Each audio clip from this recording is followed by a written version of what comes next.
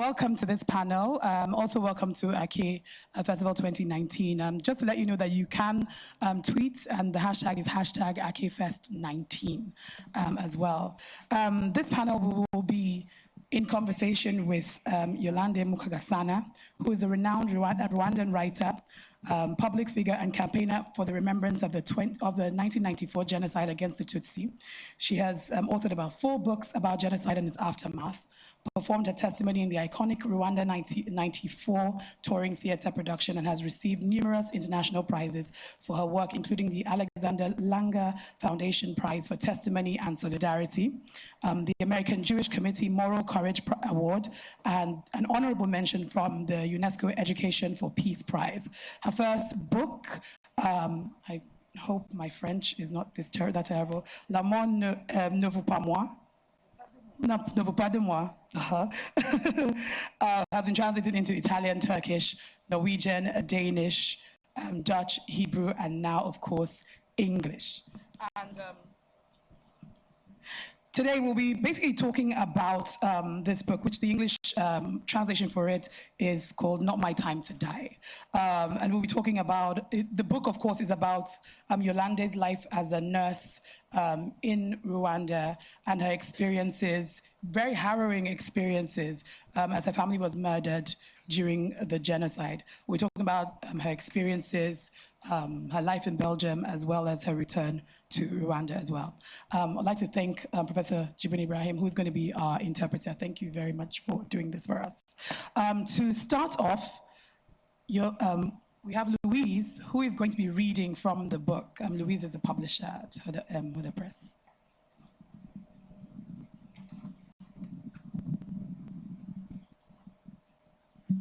Thank you. So I'll just do very 2 short ones. Okay. Even if he spends his days elsewhere, Imana returns every evening to Rwanda, or so we said. And then the Catholic missionaries arrived and told us we had to call him Mungu, God in Kiswahili. So we called him Mungu, but also at first behind closed doors, then loud, we went back to calling him Imana. We began to worship him again at night. The Rwandan soul rebels against indoctrination. Make of that what you will. Does Imana still come to my country every evening to sleep? And was he with us on the evening of 6th April 1994? Didn't he abandon us, leave us face to face with the devil? Perhaps he didn't have time to return to Rwanda on that day. The night fell so fast.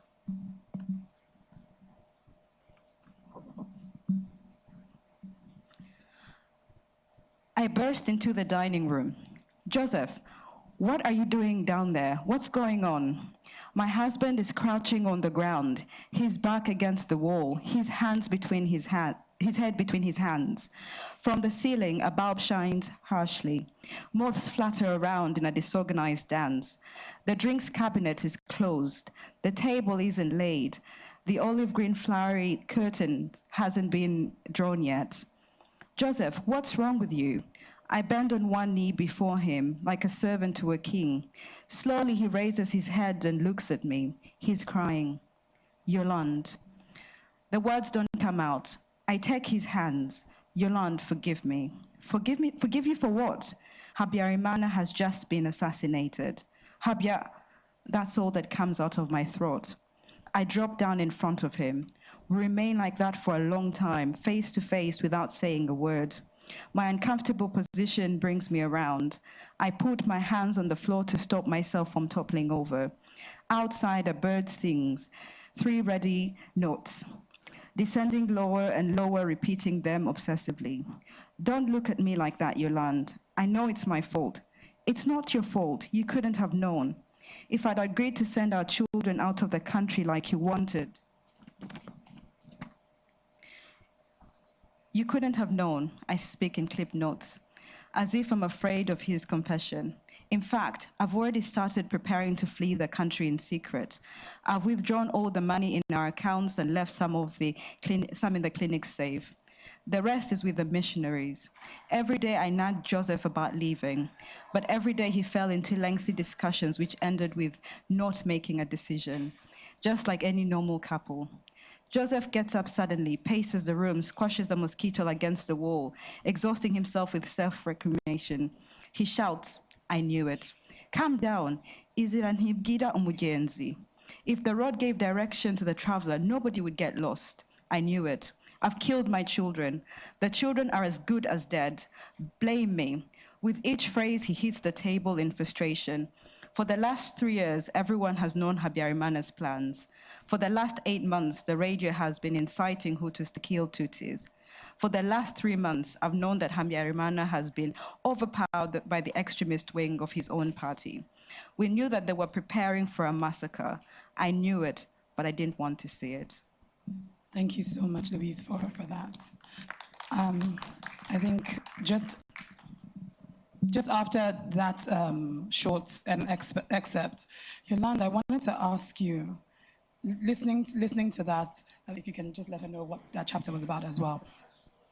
Do you still have that? Do you still think about the fact that you could have sent your children away before the massacre?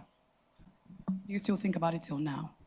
Vos enfants, quelle responsabilité? Y aura-t-il eu d'autres possibilités peut-être de les sauver?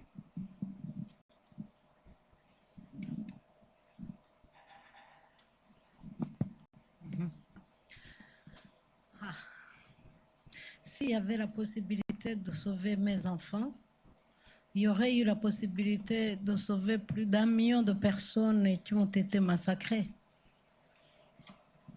She's saying, well, if there was an opportunity to save our own children, then maybe there would have been an opportunity to save 1 million other people who were killed at that point. Je pense, parce que le génocide était planifié depuis très longtemps et tout le monde savait, même nous on savait, tout le monde, que ce soit les Rwandais, que ce soit les étrangers, les ambassades sur place savaient.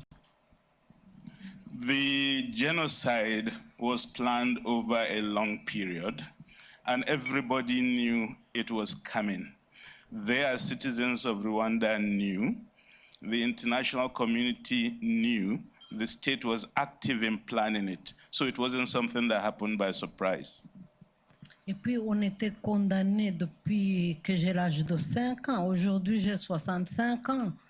Donc, on savait, parce qu'il y avait toujours des massacres des Tutsis, et comme on donnait des récompenses aux tueurs au lieu de les punir, donc on vivait dans une impunité totale.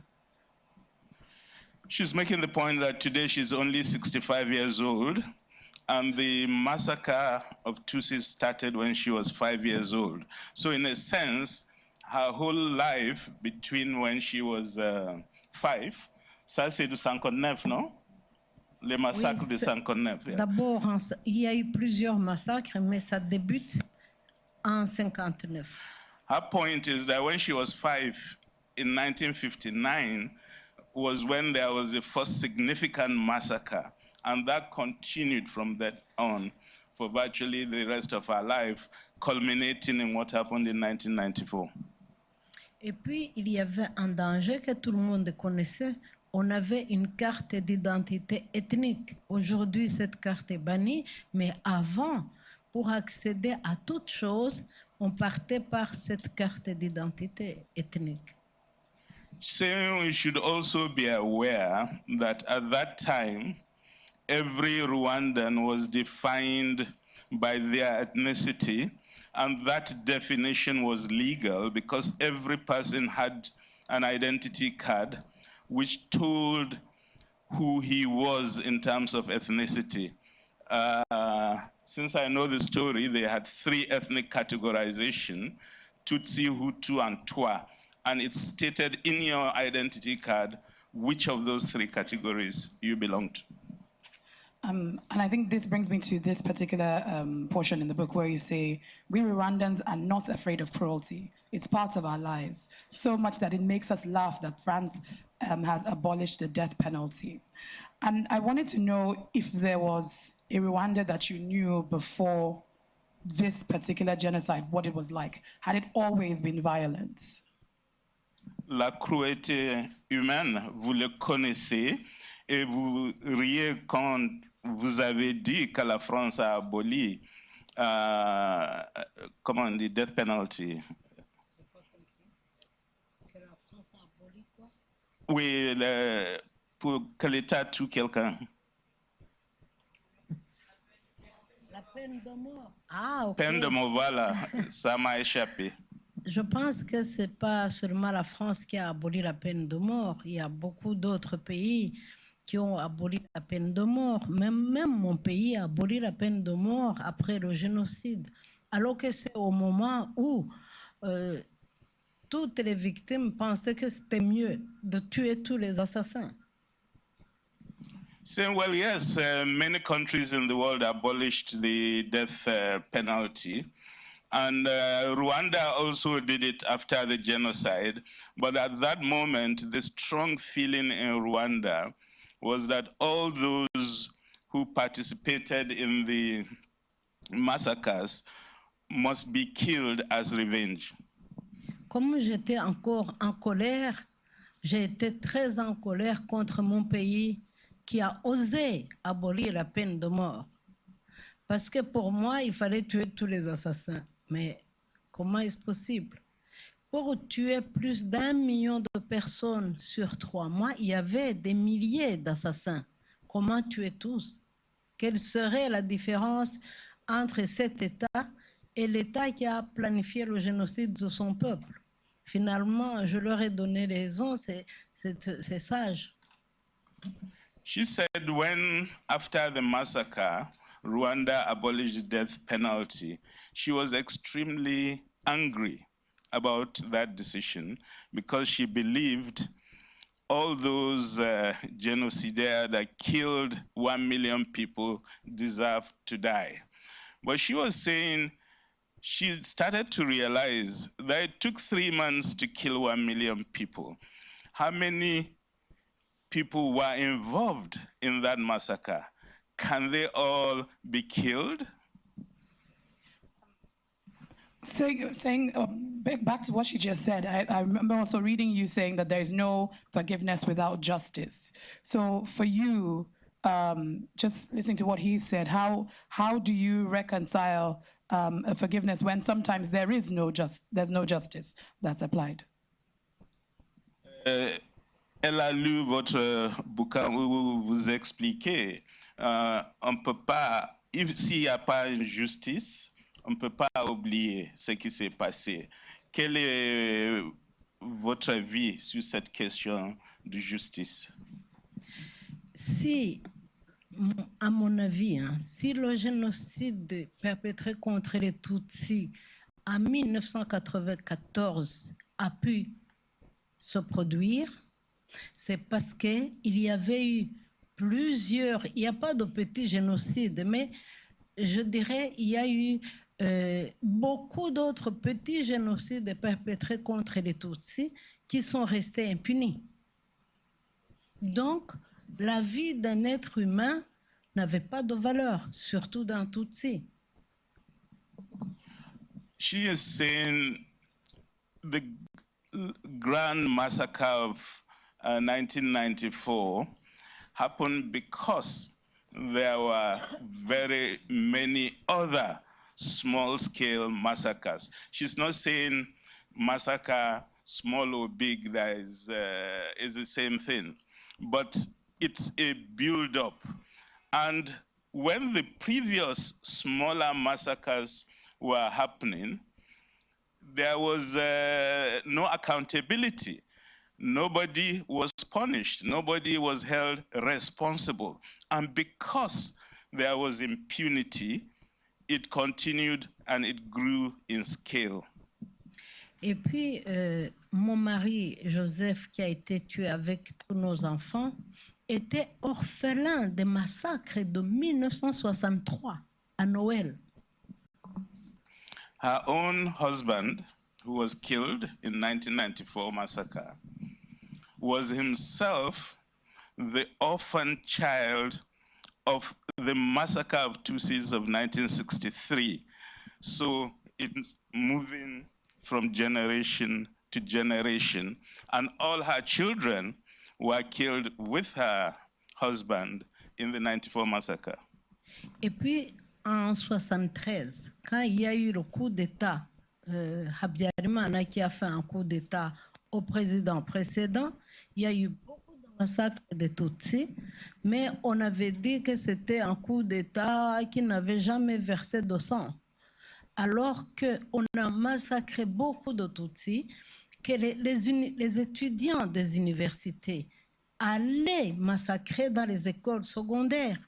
Et de 90 à 94, les responsables politiques et militaires, ce sont les mêmes qui étaient dans ces universités qui sont allés massacrer les petits dans les plus petites écoles.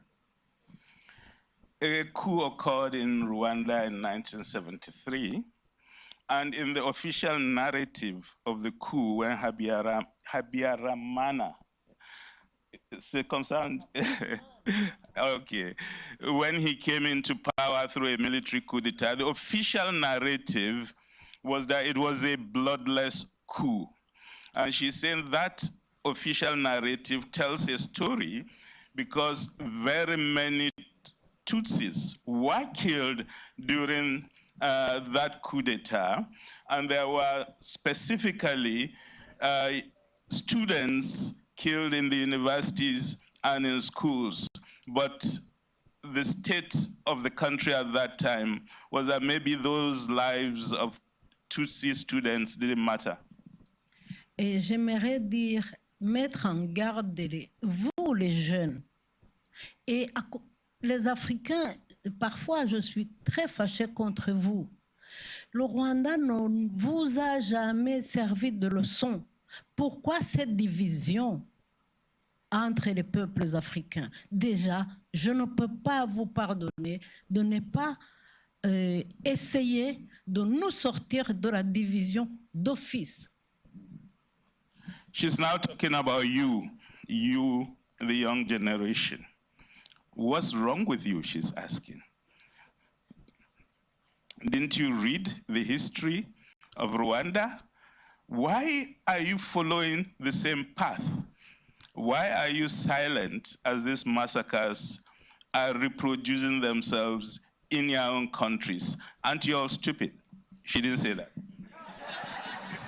Vous avez vu dernièrement ce qui se passait en Afrique du Sud? J'étais triste, j'avais honte. J'avais honte. C'est comme si l'apartheid est toujours là et que l'histoire n'a rien laissé aux Sud-Africains. Mais que les Noirs se massacrent entre eux, je pense qu'ils sont malades. Si l'histoire ne nous apprend rien, qu'est-ce qu'on attend encore? She's asking you South Africans, are you all mad? Why are you repeating these exact things that happened with such high costs in Rwanda? Is it acceptable? She feels sad, she feels ashamed that lessons are not being learned in today's South Africa. All right, I want to go back into her experiences. And something I wanted to know is, you've been in this country, which you were injured when you were 5 years old. It took away everything that was precious to you, your family, and you moved to Belgium, but then you came back again.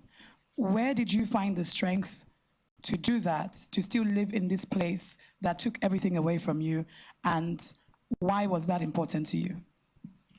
Après les événements, vous êtes parti pour la Belgique, mais par la suite, vous êtes rentré. Pourquoi? Ça, c'est une très bonne question. Chez nous, il y a un proverbe qui dit, Louise, tu vas traduire. Amazi arashyuha ntiyibagirwa iwabo wambeho. Traduit en anglais. Translate. Translate, Louise, translate. That's a really tough one, huh? Amazi arashyuha. Amazi arashyuha akanabira ntiyibagirwa iwabo wa mbeho. Okay, so water gets really hot and even boils over, but it never forgets where it comes from, so the origin, that when it was cold. Ça, c'est un proverbe rwandais. Traduit d'abord, ça, c'est plus facile. Donc, elle a traduit. Oui. Maintenant, avant de partir pour la Belgique,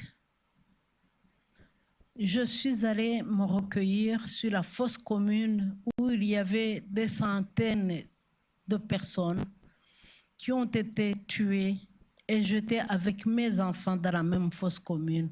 Je suis allée m'asseoir et me recueillir là sur la fosse commune. Before leaving Rwanda, she went to the mass grave where people had been buried to reflect on what had happened. Vous êtes allé avec vos enfants? Là, dans la fosse commune, Oui. il y avait beaucoup de Tutsis. Oui. Et mes enfants dedans. Okay. Oh, sorry, I misunderstood.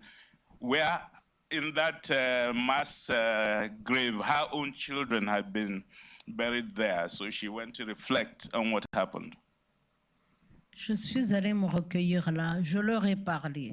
J'ai parlé à mes enfants, j'ai parlé à tous ces autres enfants et aux Rwandais Tutsis qui étaient dedans. Je leur ai promis que je partais pour me reconstruire. Si je suis encore en vie, je reviendrai les enlever de là.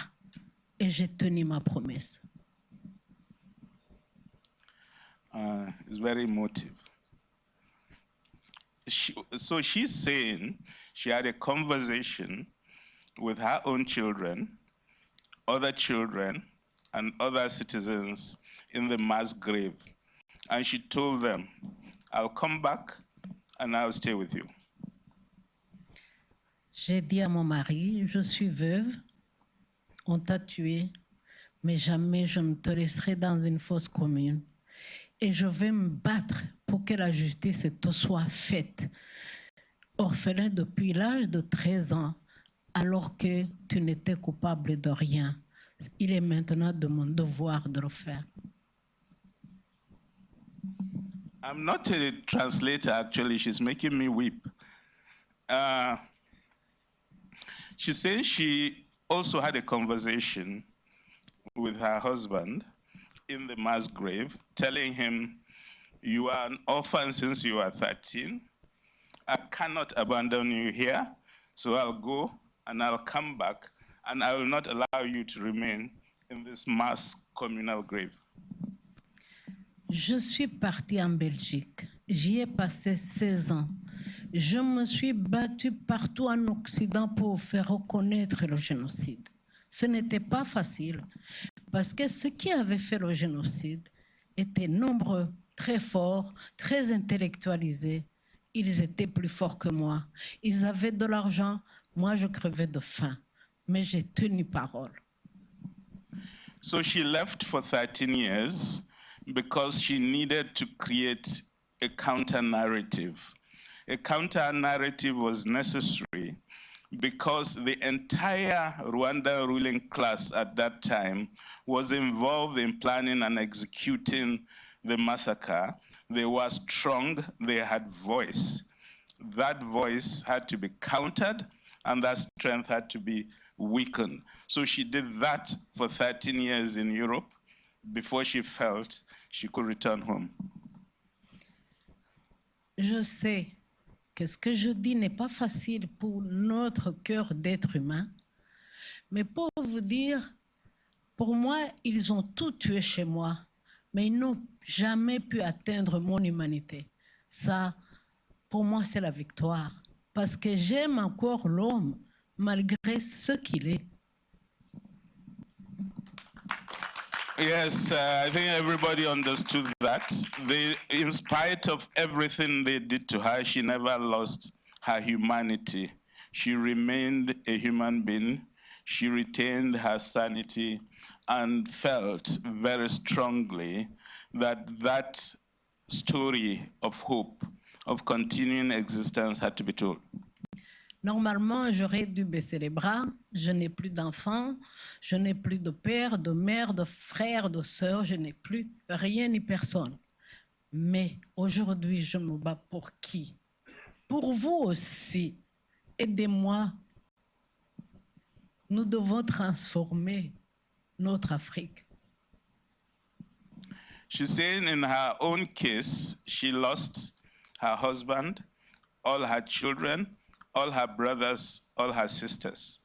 So she had no family to talk to. Africa, you are that family she needs to talk to today. You've dedicated your life now to memory and to remembering the genocide. You've done a lot of work and campaigning for people to remember the genocide. A lot of people will need to forget, not just want to, but they will need to forget such trauma. And how is this for you, where you're constantly working, your work and your life is now about remembering? And I want to know what that does for you psychologically. Du point de vue psychologique, vous avez tout perdu. Malgré cela, tout votre travail est sur cette mémoire. Le préserver, raconter cette histoire. Pourquoi est-ce que ce n'est pas trop douloureux? Est-ce qu'il ne faut pas oublier du point de vue psychique? C'est facile de dire d'oublier. C'est très facile de le dire que de le faire. It's very easy to say forget. It's too easy to say forget. Moi, à chaque seconde, je vis le génocide. Every second of her life, she lives that genocide. Je ne peux pas l'oublier. She can't forget. Mais j'ai décidé, je ne sais pas si je vais dire grâce à Dieu ou grâce à une force que je ne connais pas, à faire de ma souffrance quelque chose de positif. Sinon, la souffrance est perpétuelle. God's grace gave her a perspective, which is, yes, she has suffered so much. Her life is suffering, but isn't the correct response to push an idea that others should not suffer likewise. J'aimerais qu'aucune mère ne souffre comme moi. C'est pour cela que je vais me battre. Je vais continuer jusqu'à la dernière énergie pour défendre d'autres mères, pour défendre les enfants, sans distinction de couleur, sans distinction de crime, parce que même pour les enfants des génocidaires, je lutte. No mother should go through what she went through. You have to get that message across to humanity. All races, all ethnic groups, nobody should accept. Mothers should go through what she went through. Something that's very interesting about Rwanda now, it's in the eye of the world. Everybody, it's seen as this Africa's most green city, most progressive city, after all of this trauma, sort of reconstructed into a new paradise. And I know that when I went to Rwanda, the first thing I was told is never ask who is a Hutu or a Tutsi. We're all one Rwanda, we speak Kenya Rwanda, we speak one language. And I remember in the book you said, you talked about today, you did say that it's because they don't announce my ethnicity that I feel so bad and alone. I am proud to be Tutsi. And so I want to know this idea that, okay, we are one Rwanda, don't ask who's Hutu and who's Tutsi. Are you okay with that, or do you think it's a form of erasure again? Le Rwanda aujourd'hui et notre pays, il y a les développements socio-économiques et dans le nouvel contexte, on n'a plus droit de demander est-ce que tu es Hutu ou Tutsi. Mais dans votre livre, vous avez dit, vous voulez dire au monde que vous êtes Tutsi. Et voilà l'histoire que vous avez subie en tant que Tutsi. Aujourd'hui, on n'accepte plus du tout. C'est punissable par la Constitution. Division Hutu-Tutsi. Les journalistes doivent faire très attention à ça. Ça nous a tués. Et ça va continuer à tuer si on continue comme ça. Donc, on doit stopper la violence. Mais comment? C'est comme ça. Savoir que nous avons pu récupérer une identité que la colonisation nous avait prise parce que c'est du temps colonial qu'on a ethnicisé les Hutus, les Tutsis et les Tutsis, qu'on a mis ça dans notre carte d'identité. Maintenant, alors, comme vous le dites, même si je ne comprends pas l'anglais, aujourd'hui, on peut redevenir Rwandais. Et nos Hutus, toi et Tutsi. Absolument. Parce que si on continue à nous diviser comme ça, on n'aurait jamais pu reconstruire un pays qui était tombé au plus profond du fond. Parce qu'au Rwanda, comme elle a dit, nous parlons une même langue depuis toujours. Nous avons une même culture. Nous avons les mêmes traditions. Même le christianisme qui nous a colonisés avant toutes les religions. Nous avions un Dieu, Imana. C'est ce qu'elle a lu. Donc, nous avons récupéré cette identité qui était perdue. Personne n'a droit de détruire nos acquis. She's saying there are three issues we need to realize about Rwanda.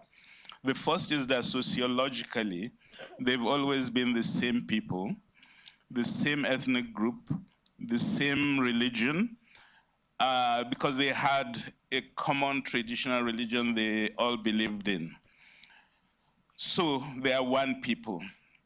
A second point is that during the colonial regime, the colonial anthropologists created this division and broke that society into three components: the Hutu, the Tutsi, and the Twa. And they enshrined it in law as well as placed it on the identity cards. So that's how the division arose. Her third point is that they are now in a new situation in Rwanda where it is possible to say, turn our backs against these ethnic divisions.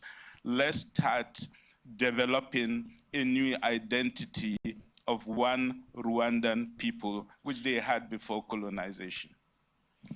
Et puis, les Hutus, les Tutsis et les Twa faisaient des enfants entre eux. Alors, où est-ce qu'on classe ces enfants-là? L'enfant était classé selon son père, parce que le Rwanda était une communauté patriarcale. L'enfant appartenait au papa. Si le papa était Tutsi, l'enfant d'office était Tutsi, même si sa femme est n'importe quoi. Et quand le papa était Hutu, l'enfant était Hutu. Donc, la maman était ignorée complètement. C'est comme ça que vous avez pu entendre, par exemple, des femmes occidentales qui étaient mariées aux Tutsis, qui ont été tuées avec leurs maris et leurs enfants. C'est un exemple. Ces enfants, on ne les considérait pas comme un bon mélange de quelque chose. Même si il n'y avait rien à mélanger, on est les mêmes. On est les mêmes. C'est pour cela qu'au Rwanda, ça a été une catastrophe, puisque les mamans ont tué leurs enfants, les mamans ont tué leurs enfants, les enfants ont tué leur mère. C'était terrible. Les femmes tuaient leurs hommes ou les hommes tuaient leurs femmes. Ça ne peut pas recommencer. She's saying what's really worth knowing about Rwanda is that these ethnic groups, these three groups, throughout the period had a lot of intermarriages and were completely mixed up, at least in their terms of their genetic pool. When, however, the massacre of 1994 occurred, the divisions had been so deep, and the deciding factor became the nature of the patrilineal society, in which children are classified according to their father's ethnic identity.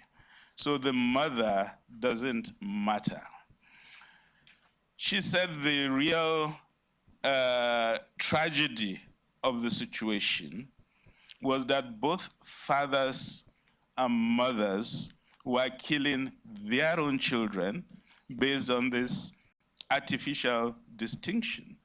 And children killed parents, parents killed children, that it's really completely nonsensical for a society to arrive at that stage when your reality is you are all mixed up and you start killing each other thinking you are different. Pardon. Alors, la question que vous avez posée, je ne l'ai pas oubliée. Je dis que je suis fière d'être Tutsi. She's saying she hasn't forgotten your question, that she did right, she's proud to be Tutsi. J'ai commencé donc ce livre pendant le génocide. J'étais cachée derrière un évier et les assassins étaient devant l'évier en train de jouer avec l'évier. Et je les entendais me promettre la mort la plus atroce. She went into hiding during the massacre. And they were, the people who were trying to kill her specifically, came to where she was hiding, and she could hear them through the wall talking about how they would kill this Tutsi woman. C'est en ce moment-là que je me suis promise, si j'arrivais à survivre, même si je n'avais aucun espoir, que je le dirais. Je le dirais. Je me disais toujours, je le dirais. Et alors, j'avais fui avec un stylo et j'ai écrit sur un paquet de cigarettes les dates pour ne pas oublier, pour plus tard en parler, sans rien oublier. Mais après, j'ai jeté ce paquet. She said when they came to the house and was describing how they will kill her, she actually believed she'll be killed. She had a biro, she couldn't get paper, then she saw a cigarette packet, took the paper wrapping the cigarettes, and started writing. Et hier en français. Pour moi, hein? Oui, c'est normal. Je vais vous donner un papier, d'ailleurs, jamais. Il faut être fier de pleurer de temps en temps. Ouais. Parce que ça veut dire qu'on a encore de l'humanité en soi. Oui, moi je suis convaincue.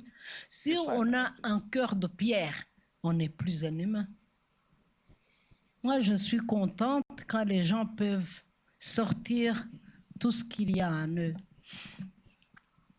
Merci. Ça m'a donné de force. Oui. Donc, hier, on a parlé des sentiments ambivalents que j'avais. Tantôt, je voulais me laisser massacrer, surtout quand j'ai appris la mort de mes enfants. Je voulais me faire tuer. Heureusement, Emmanuel, que j'écris dans mon livre, était là. Elle m'a dit, si tu vas aller te faire tuer, ils vont me tuer. Tu sais qu'il est interdit de cacher les Tutsis. Ils sauront que je t'ai caché. Ils vont me tuer. Tu peux me faire ça? Alors finalement, je me suis dit, mon Dieu, j'ai tout plein de cadavres sur ma tête. Mon mari, c'est peut-être parce qu'il m'a épousée. Mes enfants, c'est parce qu'ils sont sortis de mon ventre. finalement, je vais faire tuer une personne si généreuse. Donc, je n'y vais pas. Pour Jacqueline, que j'appelle Emmanuel dans le livre, je ne veux pas me faire tuer pour la protéger aussi parce qu'elle m'a protégée. She's saying the real issue in her life is the ambivalence.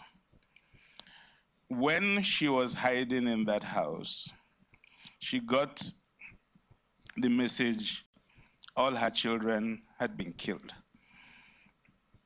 She decided she wouldn't live. She'll go out and be killed.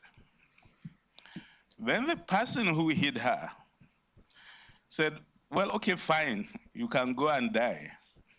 But now I'll be killed also for hiding you.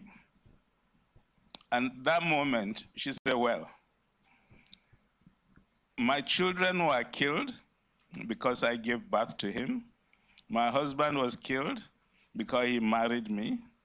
Now this poor man hiding me at the risk of his own life, too much. So she said, okay. That was when she decided she will not go out and die. Donc, j'ai connu beaucoup de sentiments et parfois, je les connaissais sur un petit laps de temps. Tantôt, je sentais trop la haine, tantôt, je sentais la colère, et tantôt, je voulais tuer, et tantôt, je voulais survivre.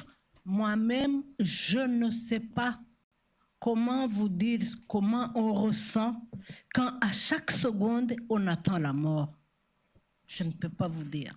She's saying it's difficult to imagine when you feel you may be killed at any moment, that you go through multiple emotions. You want to kill also. No, you want to be killed. You hate everybody. That the emotions you go through are contradictory and that you just feel being pulled in totally different directions. J'ai même senti la pitié pour les assassins et ça m'est resté que mon troisième bouquin sur le génocide, les blessures du silence, je suis allée à la recherche des assassins dans les prisons pour leur demander comment ils pouvaient vivre avec ce crime.